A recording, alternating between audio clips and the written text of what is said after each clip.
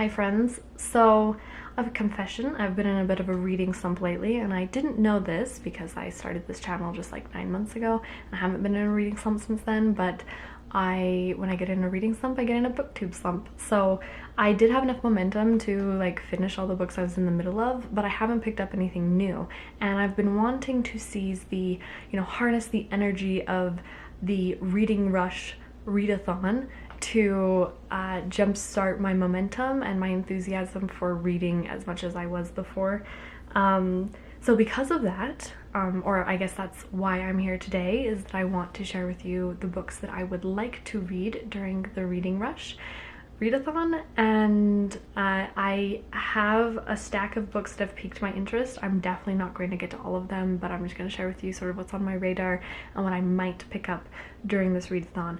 I have to note that there are like prompts and challenges for the readathon, and you've probably heard those. I'll probably like copy and paste them down below as well if you want to see those.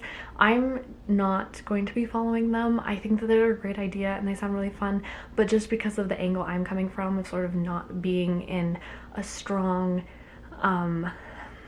enthusiastic position when it comes to reading, I'm trying to like get myself excited again. I mean, I've been missing reading, I just haven't been in the mood for it. I think you guys get it, right? So because of that, I'm not going to be putting a lot of importance on the challenges. I think it's far more important for me to just reach for exactly what interests me right now rather than a book that meets the qualifications. Again, I think they're fun and I want to watch other people do them, but I'm not going to. On a final note, before we get to the books, I am nervous to commit myself to this on this video, but I really enjoy watching reading vlogs, and I think that readathons are a really fun time to do reading vlogs, and so I would like to try vlogging the reading rush readathon. And I don't know if I'm a good vlogger. I don't know if that's my thing or if I'll be able to remember and like keep up with it, but I'm going to try. Yes, so stay tuned for that, and if it doesn't happen, please don't don't hold it against me. We'll try. Anyway, so as for the books that I want to read, I am leaning heavily towards fiction, and the first one that is really piquing my interest the most right now is Goose Girl by Shannon Hale. This is one of the few books that I own, and it was a favorite of mine when I was a bit younger. I think I read it in like 8th, 9th grade, and I even spent my babysitting money on buying this book. Again, it's one of the few that I've owned, and I don't reread books very often, so it's unique that I've really been eyeing this book. And I think that one of the reasons why is because when I'm in less of a reading mood, I tend to gravitate towards rereading books, because I think when you're not so much in reading mood, you're not feeling adventurous in reading, and reading something that you've already read is a low investment. Like, it's a low upfront investment cost because you know that you're going to enjoy the outcome, presumably, like presuming that you are reading a book that you liked the first time you read it. So I'm hoping that that is why I'm leaning towards this book, and that it will really will help me kick this reading slump. I do feel the reading slump fading anyway, like I think it's gonna be fine. But Goose Girl, I hardly remember the plot really. I think it'll come back to me quickly, but it's about a girl, she's a princess, ends up in a neighboring country or land, and I can't remember how she gets there or why this happens, but she's like hiding as a goose girl, like she's working as a goose girl. I just really I remember really enjoying it, so I think I might pick this one up first.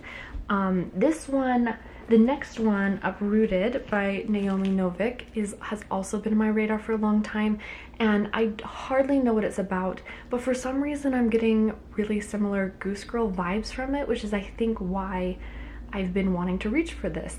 From what I know about it, or I think what it's about is about like this town that has to give one of their girls to the wizard or something that lives in the tower nearby, and maybe there's a dragon involved. I don't know. Maybe that's just because I'm just saying that because there's like a dragon on the cover. So I've heard good things about this one, and it's just kind of piquing my interest right now.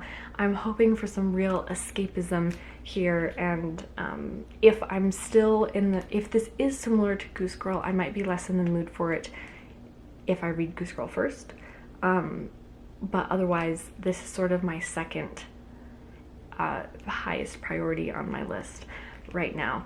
Another book which I can, now that I'm saying this and like speaking out loud, I can see why I'm gravitating towards this as well. Rules of Civility by Mortals. A Gentleman in Moscow, also by Mortals, was my favorite book from last year, and so I think that I'm also reaching for this, thinking there's a high probability that I will really enjoy it because I loved because Mortal just feels like a safe author. I really enjoyed his writing style as well as the story. Everything about A Gentleman in Moscow I really enjoyed. This, I don't know what it's about other than it sounds like high society in New York. There's the Empire State Building on the back, so that it also sounds like a summer read. Yeah, these are not really long books, but definitely just reading these 3 in 1 week would be like, I'd be impressed with myself.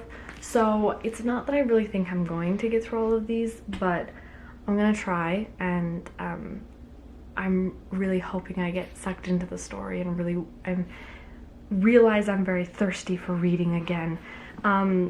One more that is sort of on my list, I think I want to give myself like short ones. This is a very, very short one, Selected Poems by Emily Dickinson. If you watched my summer TBR, you would have seen that there are like several books that I wanted to read because I owned them and I wanted to get through them. This one was one of those books. This is actually one that my grandma gave to me, and I have read Emily Dickinson before, but I think I have read this book before, but I just want to like revisit it. It just sounded like really summery. Maybe that's because there are flowers on the cover. I just kind of wanted to try that. So and then the last one that I think I'll mention is a nonfiction, even though I'm not in much of a nonfiction. Quiet by Susan Cain is actually a book that my book club that I'm in has picked, and I'm supposed to have this read by Saturday, but I, of course, being in reading slump, have not even started it. So if I'm feeling in the mood for nonfiction, I will be picking this up. If that mood just doesn't come, I will tell my book club, I'm sorry, I'm a failure and I didn't read the book.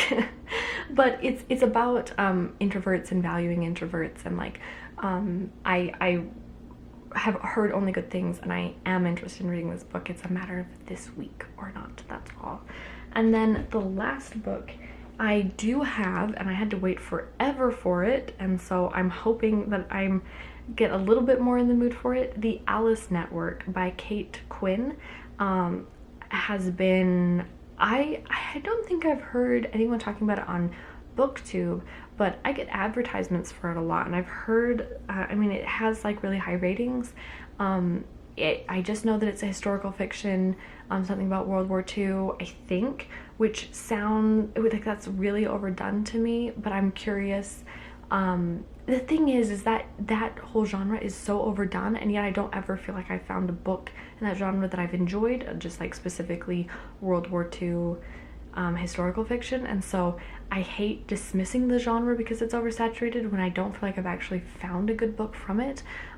So anyway, I have that on audiobook from the library for 6 more days, and I had to wait like 3 months to get it, so it is 14 hours long, and that so I'm not sure if I'll be able to get through it, but I can oftentimes listen to books depending on what my work, what I'm doing for work, so I might be able to get through that one as well. So those are my options, mostly fiction. While I love nonfiction and have been reading a lot of that lately, this is a little bit of a change, and I think it's gonna be fun. I'm excited now. Like one of my intentions to make this video was to get myself a little bit excited and talk about and like pick up these books, and I think that has helped. So I'm excited to and happy to tell you guys what I'm reading, and I'm doing the reading rush.